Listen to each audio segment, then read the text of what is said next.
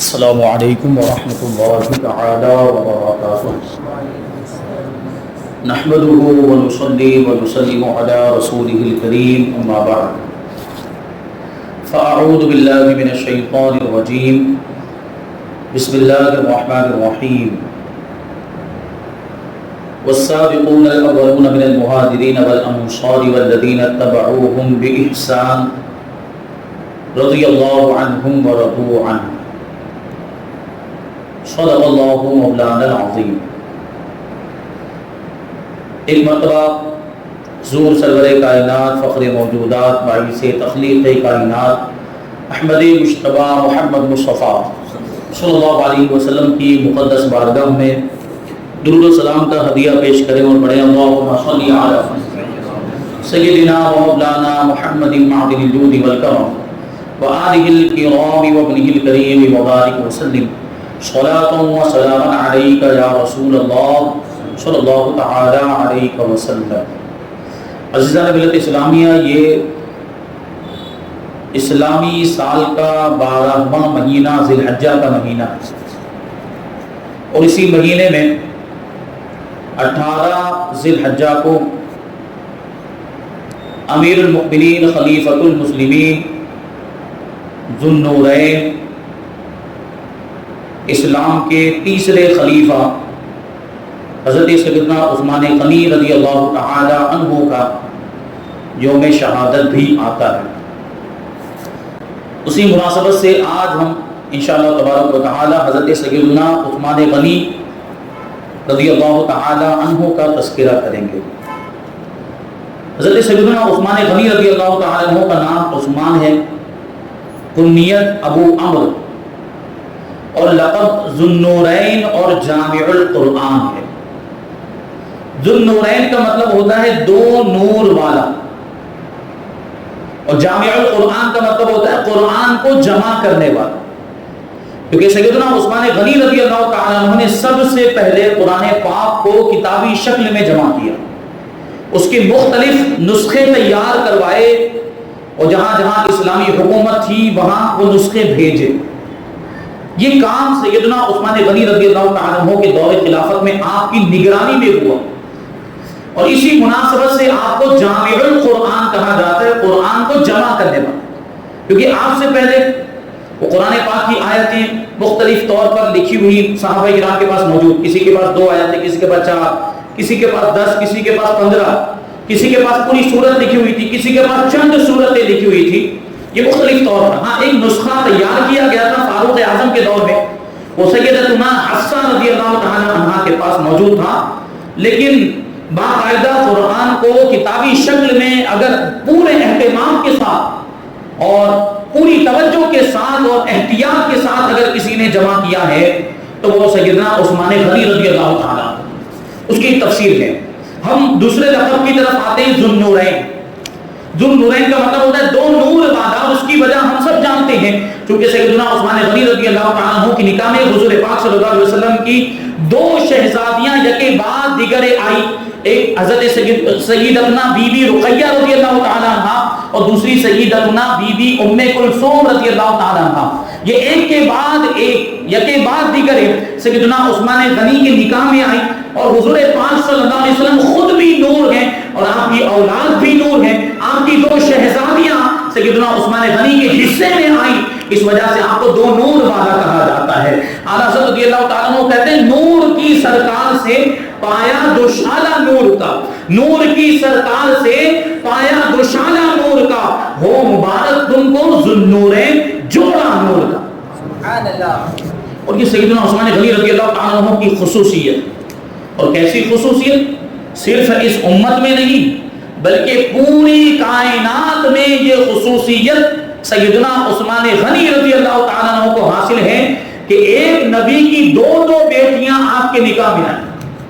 پوری کائنات میں حضرت عثمان غنی کے علاوہ کوئی ایسا انسان موجود نہیں جس کے نکاح میں کسی نبی کی 2 بیٹیاں یکے بعد دیگر آئی ہوں۔ یہ سیدنا عثمان غنی کی خصوصیت ہے کہ 2 نبی پاک صلی اللہ علیہ وسلم کی 2 بیٹیاں، اور نبی بھی کیسا جو خاتم النبیین ہے، نبی بھی کیسا جو نبی آخر الزمان ہے، جس پر نبوت کا سلسلہ ہی ختم ہو گیا، ان کی 2 سیدنا عثمان غنی کے نکاح میں آئی، یہ سیدنا عثمان غنی کی خصوصیت، یہ آپ کی خصوصیت، پوری کائنات میں کسی کو یہ فضیلت حاصل نہیں اور کسی کو یہ مرتبہ حاصل نہیں جو مرتبہ آپ کو ملا ہے۔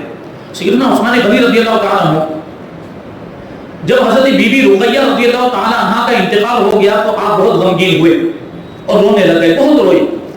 حضور پاک صلی اللہ علیہ وسلم نے پوچھا کہ عثمان کیوں روتے ہو؟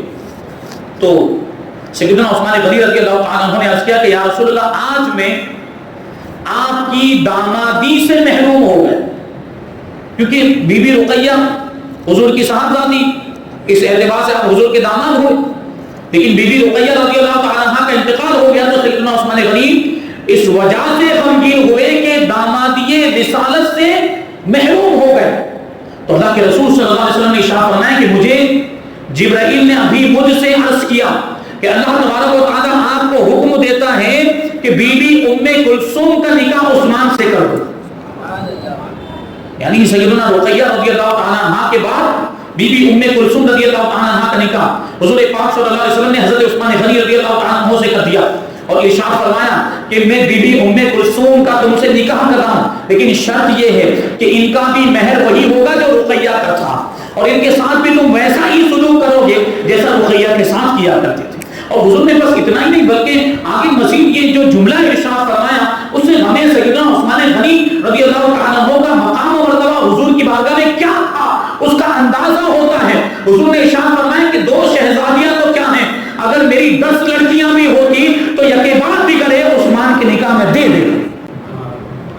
یہ سیدنا عثمان غنی رضی اللہ تعالیٰ، اور آپ قدیم الاسلام صحابی ہیں، سابقین اولین میں آپ کا شمار ہوتا ہے۔ سابقین اولین یعنی وہ صحابہ کرام جو شروع میں ایمان لائے، ابتدائی میں ایمان دیا۔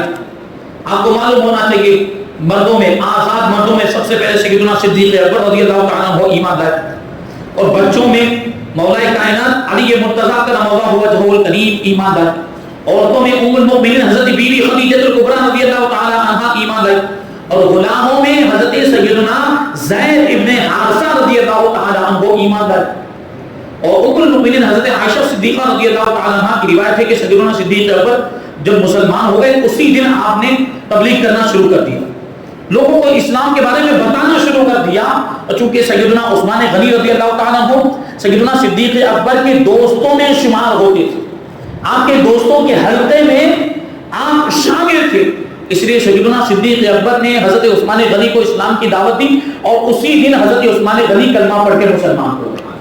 تو سابقین اولین میں آپ کا شمار ہوتا ہے، اور وہی بات روایتوں میں آنا ہے کہ سیدنا صدیق اکبر حضرت زید ابن حارثہ، حضرت بی بی ام المؤمنین خدیجہ الکبریٰ اور حضرت علی کے بعد سب سے پہلے کوئی ایمان لایا ہے تو وہ حضرت عثمان غنی رضی اللہ تعالیٰ عنہ۔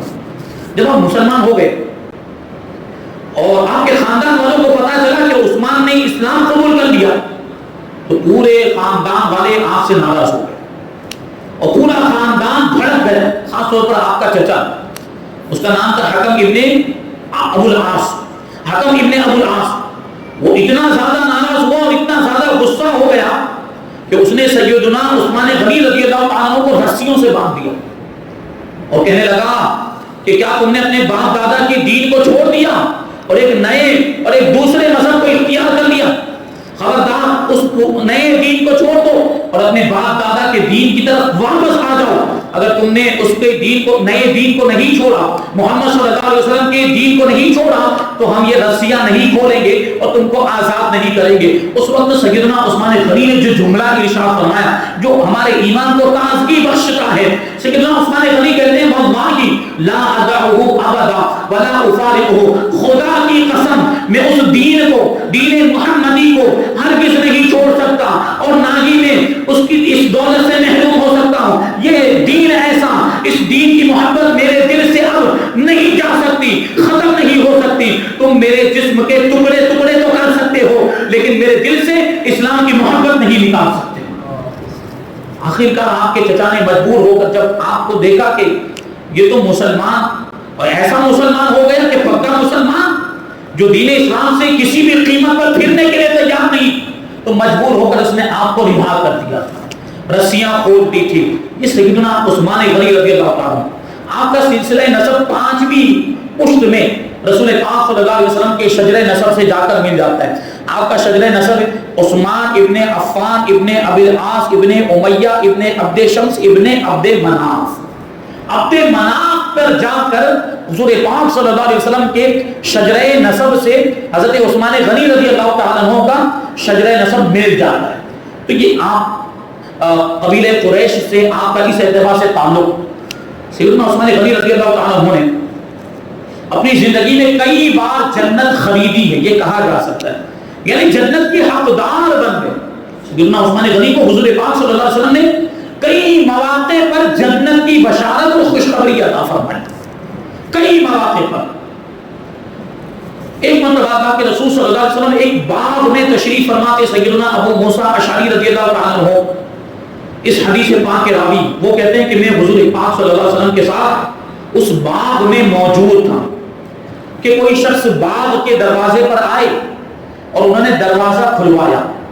تو حضور پاک صلی اللہ علیہ وسلم نے اندر ہی سے ارشاد فرمایا باغ کا دروازہ بند، ہم اور آپ ہوں تو پتہ نہ چلے کہ کون آیا.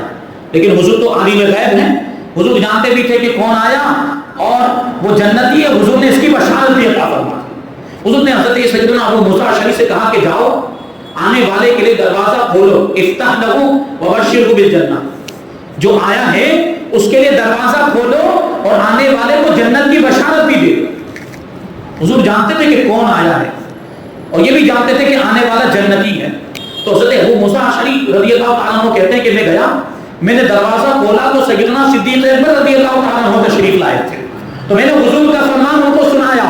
فرمان سننے کے بعد سیدنا صدیق اکبر رضی اللہ تعالیٰ عنہ نے خدا کا شکر ادا کیا اور اللہ تبارک و تعالیٰ کی حمد و ثنا بیان کی. تھوڑی دیر گزری تھی کہ دوسرے شخص آئے، انہوں نے بھی دروازہ کھلوایا. بخاری اور مسلم کے اندر یہ حدیث پاک موجود ہے.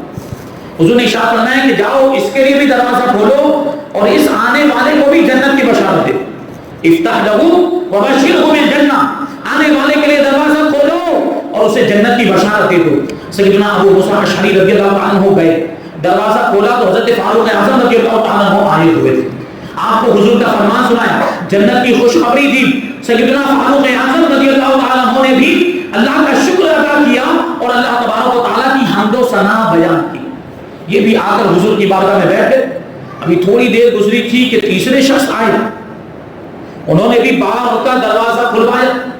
حضور نے ان کے لیے بھی ارشاد فرمایا افتح لہو وبشرہ بالجنہ الا بلوا تصبہ. یہ جملے کچھ الفاظ حضور نے مزید ارشاد فرمائے وبشرہ بالجنہ الا بلوا تصبہ، کہ جاؤ اور آنے والے کے لیے دروازہ کھول دو اور اسے جنت کی بشارت بھی دے دو اس مصیبت پر، اس تکلیف پر جو اسے پہنچنے والی ہے، اس مصیبت پر ان کو جنت کی بشارت دے دو. اب سیدنا ابو موسیٰ اشعری کہتے ہیں کہ میں گیا، میں نے دروازہ کھولا تو سیدنا عثمان غنی تشریف لائے ہوئے تھے. میں نے ان کو حضور کا فرمان سنایا اور جنت کی بشارت دی اور کہا کہ حضور نے یوں ارشاد فرمایا ہے کہ اس مصیبت پر آپ کو جنت کی بشارت دی جا رہی ہے جو مصیبت آپ کو پہنچنے والی. یہ حضرت عثمان غنی کی شہادت کی طرف اشارہ تھا کہ آپ کی شہادت ہونے والی ہے اور لوگ آپ کو بڑی تکلیف دیں گے. 40 دن تک آپ کو پیاسا رکھا گیا اور اس کے بعد آپ کو شہید کر دیا گیا. تو اس مصیبت کی طرف حضور پاک صلی اللہ علیہ وسلم نے اشارہ کیا. اس سے بھی حضور کا علم غیب ثابت ہوتا ہے کیونکہ سیدنا عثمان غنی کی شہادت تو کتنے زمانے کے بعد ہوئی. حضور پاک صلی اللہ علیہ وسلم نے پہلے ہی اس کی خبر دے دی. یہ علم غیب نہیں تو اور کیا. تو سیدنا عثمان غنی رضی اللہ تعالیٰ عنہ نے حضور کا جب فرمان سنا تو اللہ کا شکر ادا کیا، اللہ کی حمد و ثنا کی اور کہا واللہ المستعان، ساری مصیبتوں پر اللہ ہی سے مدد طلب کی جاتی ہے. تو اس موقع پر بھی سیدنا عثمان غنی رضی اللہ تعالیٰ عنہ کو جنت کی بشارت ملی. اور پھر عشرہ مبشرہ میں بھی آپ کا شمار ہوتا ہے، یعنی وہ 10 خوش نصیب صحابہ کرام جن کو اللہ کے رسول صلی اللہ علیہ وسلم نے جنت کی بشارت دنیا ہی میں عطا فرما دی. ان 10 صحابہ کرام میں بھی سیدنا عثمان غنی کا شمار ہوتا ہے. عشرہ مبشرہ میں بھی آپ کا شمار ہوتا ہے کہ ایسی مبارک جماعت ہیں. اعلیٰ حضرت رضی اللہ تعالیٰ عنہ کے بارے میں کہتے ہیں کہ وہ 10 جن کو جنت کا مژدہ ملا، وہ 10 جن کو جنت کا مژدہ ملا، اس مبارک جماعت پہ لاکھ سلام. اور اس کے علاوہ بھی بہت سارے مواقع جب سیدنا عثمان غنی رضی اللہ تعالیٰ عنہ جنت کے حقدار بنے اور اللہ کے رسول صلی اللہ علیہ وسلم نے آپ کو جنت کی بشارت عطا فرمائی. اس میں سے ایک واقعہ تو جنگ تبوک کا واقعہ، جس کو جیش اسرت کہا جاتا ہے. بڑا تنگی کا وہ وقت تھا، قحط سالی کا زمانہ تھا، لوگوں کے پاس مال اسباب جنگی سامان موجود نہیں تھا.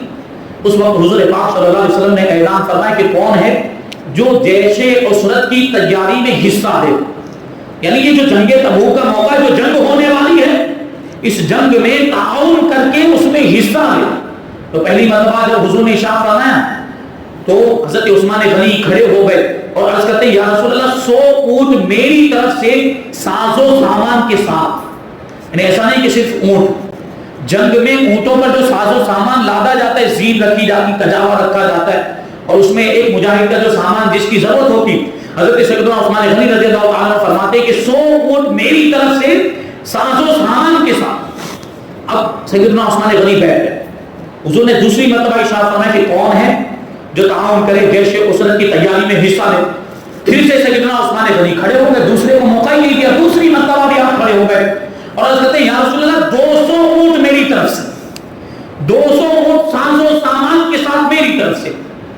پھر بیٹھ گئے. تیسری مرتبہ حضور نے اعلان کیا، تیسری مرتبہ بھی سیدنا عثمان غنی کھڑے ہو گئے اور عرض کرتے ہیں یا رسول اللہ 300 اونٹ ساز و سامان کے ساتھ میری طرف سے. اچھا، اس کا یہ مطلب نہیں کہ 300 اونٹ سیدنا عثمان غنی نے پیش کیے، نہیں، پہلی مرتبہ کے 100، دوسری مرتبہ کے 200 اور تیسری مرتبہ کے 300، یعنی ٹوٹل جو تعداد بنی 600 اونٹ کا وعدہ سیدنا عثمان غنی رضی اللہ تعالیٰ عنہ نے حضور سے کیا. لیکن جب پیش کرنے کی باری آئی، وعدہ کیا تھا 600 اونٹ کا، لیکن جب حضور کی بارگاہ میں اونٹ پیش کرنے کی باری آئی تو 600 اونٹ نہیں بلکہ 950 اونٹ، 500 گھوڑے اور 10,000 اشرفیاں بھی حضور کی بارگاہ میں پیش. اس وقت اللہ کے رسول صلی اللہ علیہ وسلم نے ارشاد فرمایا تھا کہ آج کے بعد عثمان جو بھی عمل کرے اس پر کوئی مواخذہ نہیں، کوئی بھی عمل اس کو نقصان نہیں دے گا. آج عثمان کے لیے جنت واقع ہو چکی ہے. حضور پاک صلی اللہ علیہ وسلم کی بارگاہ سے آپ کو جنت کا مزدہ ملا، جنت کی بشارت ملی. اچھا، یہ جو حضور نے فرمایا کہ آج کے بعد عثمان جو بھی عمل کرے تو عثمان پر کوئی مواخذہ نہیں ہوگا، کوئی پکڑ نہیں ہوگی. اب اس کا یہ مطلب نہیں کہ عثمان اگر گناہ بھی کرے اور عثمان کو گناہ کرنے کی اجازت مل گئی، عثمان کو غلط کام کرنے کی اجازت مل گئی، نہیں. عثمان تو حضور پاک صلی اللہ علیہ وسلم کے سچے عاشق، حضور پاک صلی اللہ علیہ وسلم کے سچے غلام کا نام عثمان غنی ہے. ان کی جانب سے کسی گناہ کا تصور ہی نہیں کیا جا سکتا اور ایسا ممکن ہی نہیں کہ اس کے بعد حضرت عثمان آزاد ہو گئے. اس کی مثال میں علماء کرام فرماتے ہیں کہ یہ تو ایسے ہوا کہ کسی پرندے کے پر کاٹ دیے گئے ہوں اور پھر پرندے سے کہا جائے کہ اب اڑ تجھے جتنا اڑنا ہو. تو حضرت عثمان غنی رضی اللہ تعالیٰ عنہ کو حضور نے اپنا شہدا بنا لیا، اپنا فدائی بنا لیا، اپنا غلام بنا لیا اور اب بشارت عطا فرمائی کہ عثمان جو بھی کرے اس کا کوئی بھی عمل ضرر نہیں دے گا. اس کا مطلب یہ تھا کہ اب عثمان کوئی ایسا کام کریں گے ہی نہیں جو غلط ہو، جو گناہ میں شمار ہوتا ہو. یہ عثمان غنی رضی اللہ تعالیٰ عنہ کے گناہوں سے محفوظ ہونے کی بھی بشارت. یعنی ہم ان کو معصوم نہیں مانتے، لیکن اللہ تبارک و تعالیٰ اپنے مخصوص بندوں کو گناہوں سے بچا لیتا ہے، گناہوں سے محفوظ رکھتا ہے. سیدنا عثمان غنی رضی اللہ تعالیٰ عنہ کا شمار بھی ان بندوں میں ہوتا ہے. تو یہ شان، یہ وہ موقع تھا جب سیدنا عثمان غنی نے یہ کثیر مال اللہ کے رسول کے قدموں میں پیش کر کے جنت خرید لی اور جنت کے حقدار بن گئے. اور دوسرا موقع کیا تھا؟ جب مسلمان ہجرت کر کے مکہ مکرمہ آئے تو یہاں میٹھے پانی کی بڑی کمی تھی اور کثیر تعداد میں ہونے کی وجہ سے میٹھے پانی کی قلت محسوس ہونے لگی. ایک کنواں تھا مدینہ منورہ کے اندر جس کو بیر روما کہا جاتا ہے. ایک روایت کے مطابق وہ بنو غفار کے ایک شخص کا تھا. جب پانی کی قلت ہونے لگی تو اللہ کے رسول صلی اللہ علیہ وسلم نے ارشاد فرمایا کہ یہ کنواں مسلمانوں کے لیے وقف کر دو، میٹھے پانی کا کنواں، یہ کنواں مسلمانوں کے لیے وقف کر دو اور اس کے بدلے میں جنت کا چشمہ دے دو. کتنی بڑی بشارت، جنت کا چشمہ اور جنت کا کنواں مل رہا.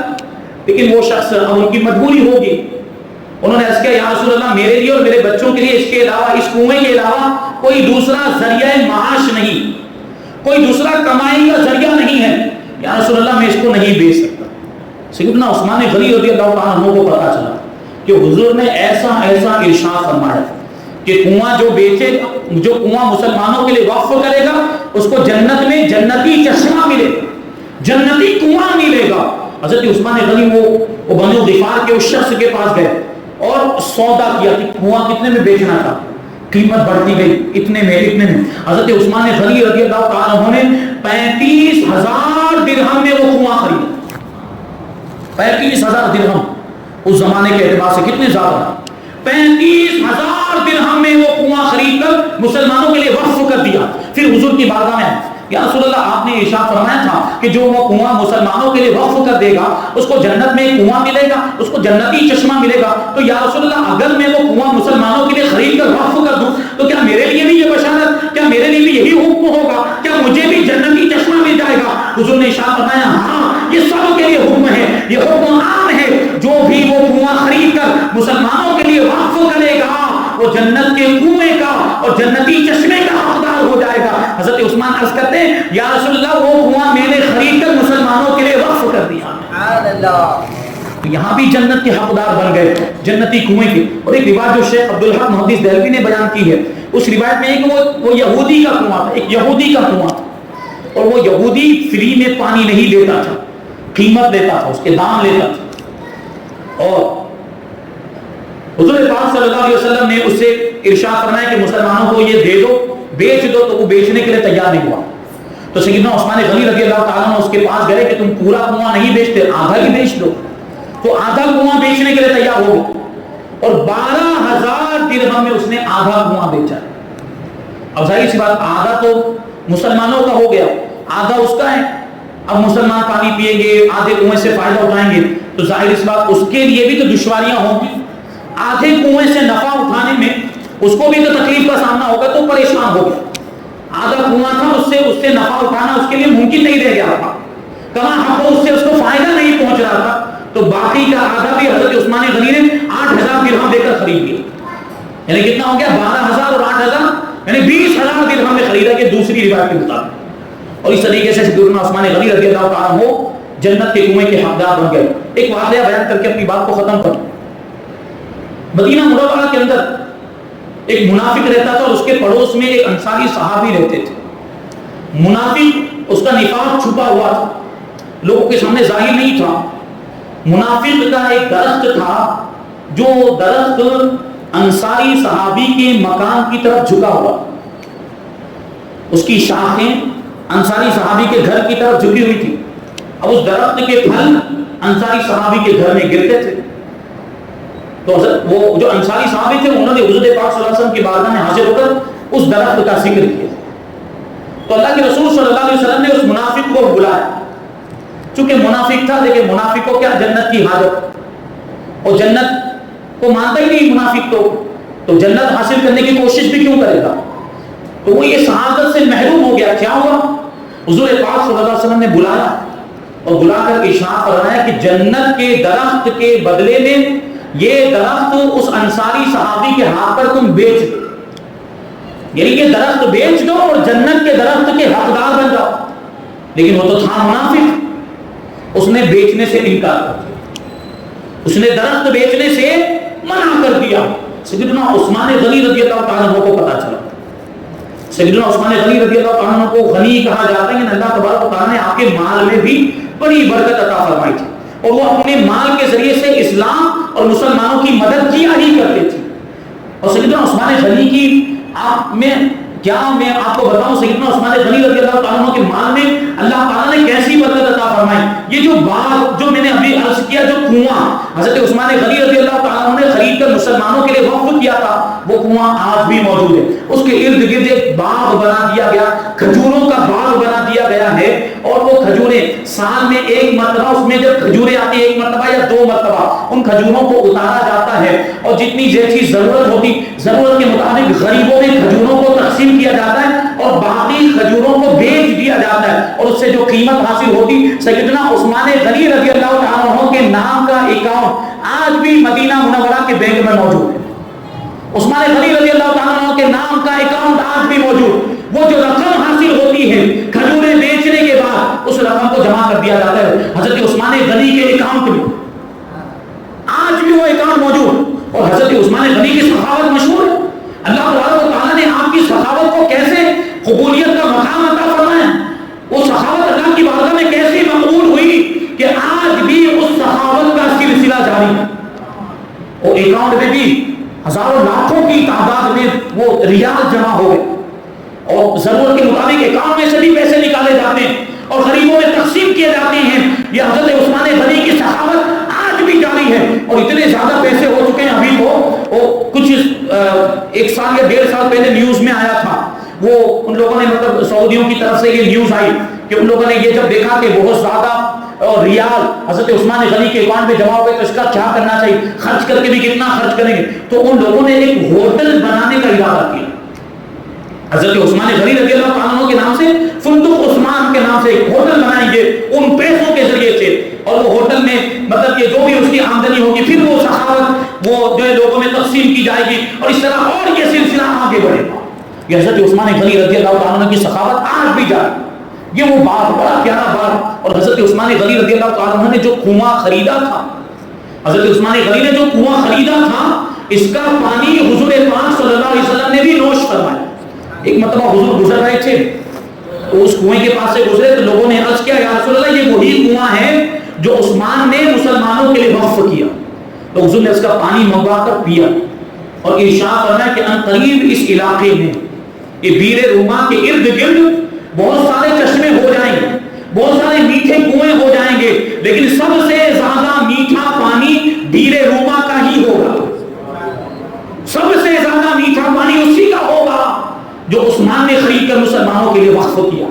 اور مفتی احمد یاسر نعیمی فرماتے کہ وہ کنواں وہ آج بیر عثمان کے نام سے مشہور مسجد قبلتین کے قریب یہ موجود ہے, اور اس کنویں کا پانی بہت ہی میٹھا, بہت ہی لذیذ اور بہت ہی ہلکا پانی, بہت ہی ہلکا, پیے تو محسوس بھی نہ, اور زود ہضم, جلدی ہضم ہو جانے والا پانی, وہ اتنا اچھا پانی ہے اس کنویں کا.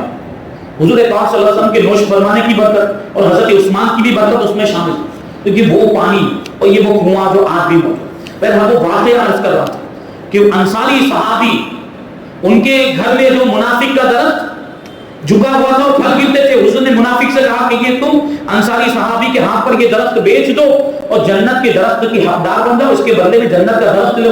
اس نے انکار کر دیا. حضرت عثمان غنی رضی اللہ عنہ کو پتا چلا تو اس منافق کو ایک پورا باغ دے کر وہ درخت خریدا.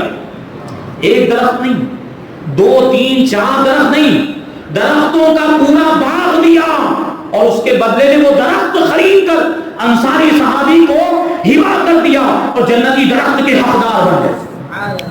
حضرت عثمان غنی کی یہ شان, آپ کی یہ عظمت اور آپ کا مقام و مرتبہ, اللہ تبارک و تعالیٰ نے آپ کو کیا شان, مسلمانوں کے تیسرے خلیفہ اور افضلیت کی بھی یہی ترتیب. امت میں نبی پاک صلی اللہ علیہ وسلم کے بعد سب سے بڑا مرتبہ سیدنا صدیق اکبر کا, پھر فاروق اعظم کا, پھر عثمان غنی کا, پھر مولا کائنات حضرت علی مرتضی رضی اللہ تعالیٰ عنہ. یہ اہل سنت و جماعت کا مذہب ہے.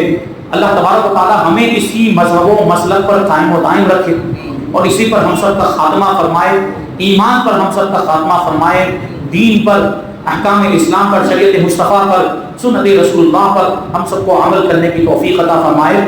وما علینا الا البلاغ. السلام علیکم.